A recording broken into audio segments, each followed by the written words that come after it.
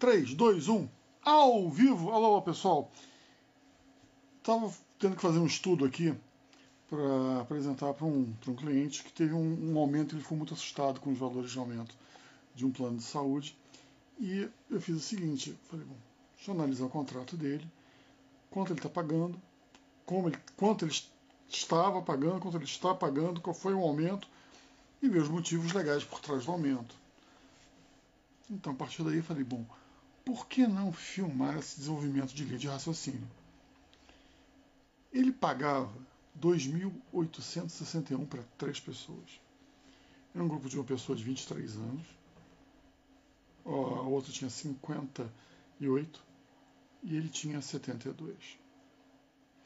Com o passar dos anos, de um ano na verdade, o que aconteceu? Ele começou a pagar 3.634, um aumento de 27%, e agora ele começou a pagar 3.983, quer dizer, a gente teve um aumento de 39% em relação ao valor inicial de 2.861, que é o que ele pagava por mês. E ele começou a perguntar a opção, se estava tudo certo, se estava errado, que diabo eu faço, que eu não faço, troco de plano. Primeira coisa, analisar a questão dos aumentos. Segundo ponto muito importante, tem uma pessoa que agora tem 73 anos dentro da pólice desse contrato. Então fica difícil você fazer uma troca. Algumas empresas estão trabalhando com limite de aceitação de 68 anos, outras com 71, e outras estão tentando não trabalhar mais com esse público-alvo. Mas não é obrigatório? Sim, mas você pode usar uma série de ferramentas que tornam praticamente inviável essa pessoa participar disso. Um exemplo, eu simplesmente coloco uma entrevista qualificada, essa pessoa vai ter carência de 2 anos para tudo. Então, antes de eu falar sobre uma eventual mudança, desculpa, gente, de eu falar sobre uma eventual mudança de plano, eu tenho que entender porquê, e dentro dessa mudança do porquê, como é que a gente vai fazer para esse ajuste.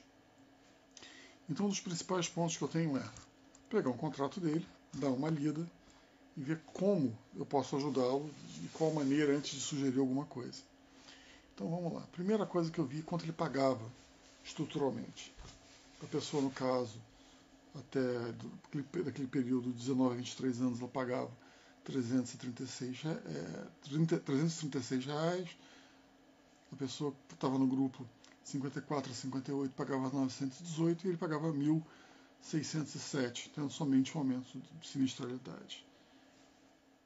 Ela, fazia aniversário, mudando de grupo para o grupo de 24 a 28, passou a pagar 420. A outra pessoa, que pagava 918, começou a pagar 1.607. E ele já pagava esses 1.607. Então, dava 2.861, foi para 3.634, dando esse aumento. Então, a primeira coisa que eu fui fazer é dar uma olhada no contrato deles e ver o seguinte: o aumento, você tem uma tabela, diz assim, tabela de 0 a 18 anos, depois 19 a 23, 24 a 28, seguindo o padrão ANS. Então, ao completar, quando você tem 18 anos e passa para ter 19, nesse contrato, dá um aumento de 25%. Você muda desse grupo de faixa etária. Como ele estava com faixa etária de 19 a 23, foi para 24 a 28, essa pessoa teve um aumento de 25%.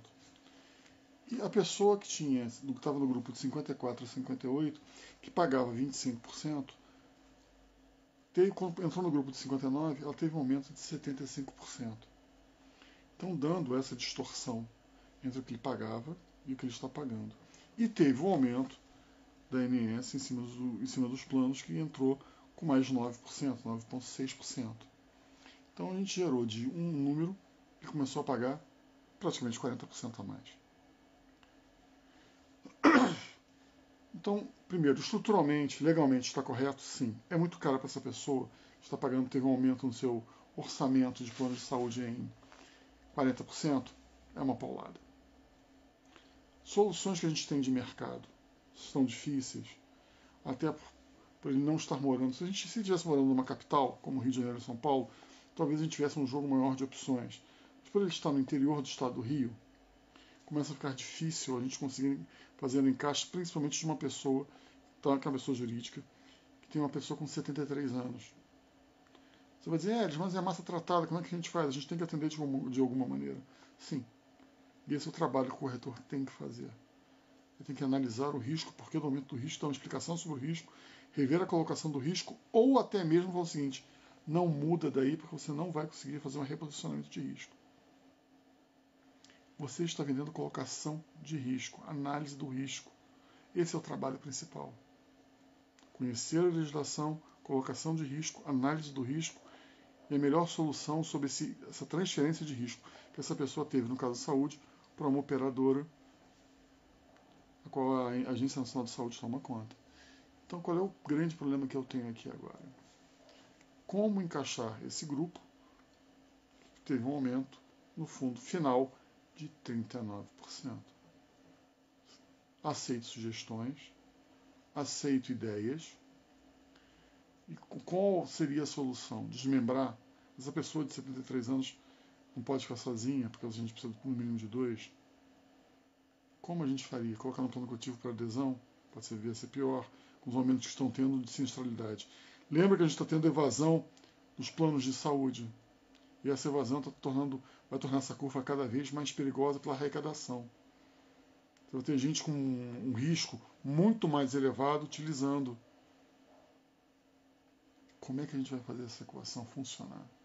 Essa é uma grande discussão que a gente teve junto com o Marcos Rocha nos vídeos que a gente tem colocado naquela live, que é evasão de pessoas, porque as pessoas de 30 anos não compram seguro, a redefinição de rede credenciada, localização de rede credenciada, informação sobre rede credenciada, o custo de rede credenciada. Então a gente tem esse pequeno probleminha de um produto que aumentou 39%. Mas os motivos pelos quais levaram esse aumento de 39%, todos eles têm base legal.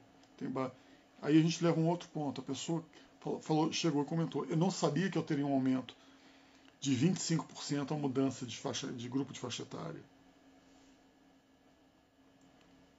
Eu não sabia que teria um aumento de 75%. Mas está dentro do contrato. Então a gente tem que tomar muito cuidado. Por isso que eu brigo tanto sobre cultura não só de produto, mas cultura legislativa sobre projeto. É muito, muito interessante quando as pessoas falam assim, não, você tem que aprender a vender, você tem que vender histórico, análise e entender que você não está vendendo um produto. Apesar de ele ser um produto de prateleira, como as pessoas gostam de dizer, ele é um produto tecnicamente muito bem detalhado e ele tem excesso até de legislação. Então não é tão simples pegar um produto, sair vendendo e fugir. Qual é a sua solução? Uma pessoa que tem grupo, tem uma pessoa que está agora entre 24 e 28 anos, uma com mais de 59 anos e uma pessoa que tem 73 anos. Manda uma sugestão para mim. Ajuda a resolver essa pequena equação de aceitação e transferência de risco. As pessoas falam muito em seguros e plano de saúde, mas transferência de risco. Colocação dessa transferência de risco. É isso que você está fazendo. Valeu, gente.